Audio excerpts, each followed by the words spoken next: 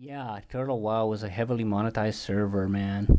At the end of the day, it was kind of ridiculous. You could buy backs, you can buy dual spec, you can buy little fucking repair bots. It was wild. It was extremely heavily monetized.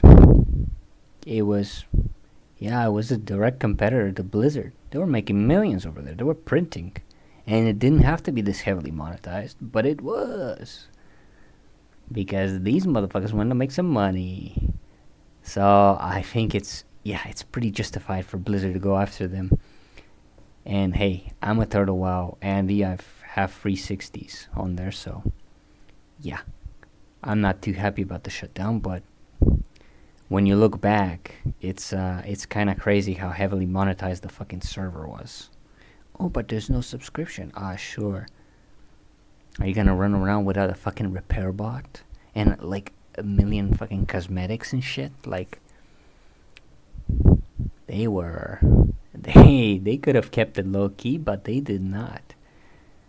They microtransaction the fuck out of the server, and yeah, kind of justified by Blizzard to go after them. And then on the other side, now you look at Epoch, and Epoch is completely unmonetized. Like they cannot make money. You can't buy anything. You can't support them in any way. And I wonder, like, what was the core vision of Epoch? Did they want to monetize the server at all to begin with, or was it just a passion project? But yeah, it seems that's what it was. I need to look for their original statement. I think they just did it for the love of the game. I don't know if they planned to monetize it at all. But maybe they did. Before the store got shut down on Epoch, there was a bunch of stuff I did look into it. I did want to support the server. I was going to buy something, but then they closed the store the next day. There wasn't like anything crazy to buy. It was just like cosmetics. It was like glowing eyes, some armor set that looked extremely tame, and that was it. There was no bag buying or anything like that. It was very low key.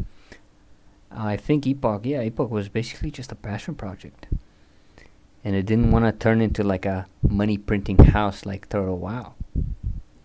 It's insane. It's just insane to look back and realize how heavily monetized it was and how they made millions with this shit. At the end of the day, so yeah, just a crazy difference. And on Epoch, you can't even buy faction transfers or race transfers. You can only get those in game with gold. In Tanaris, you can change your faction, race, or gender. So it's completely, you cannot give them money in any way. I wonder if that was the original vision. But that's way more chill and yeah, way less of a business. It's just, hey, these people are passionate about the game.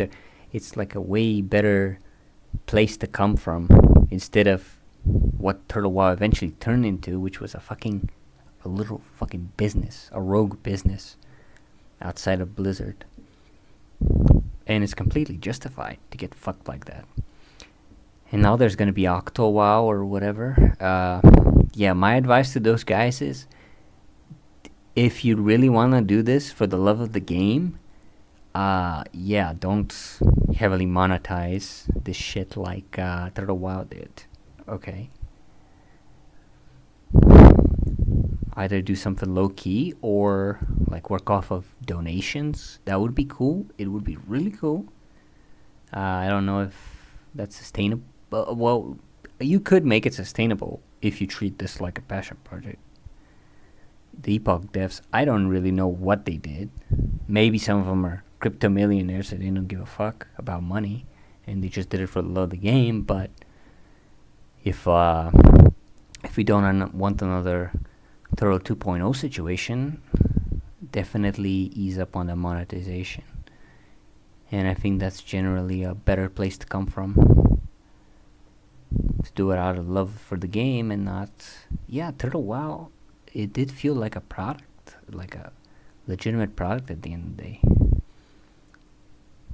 they was siphoning off of Blizzard's work.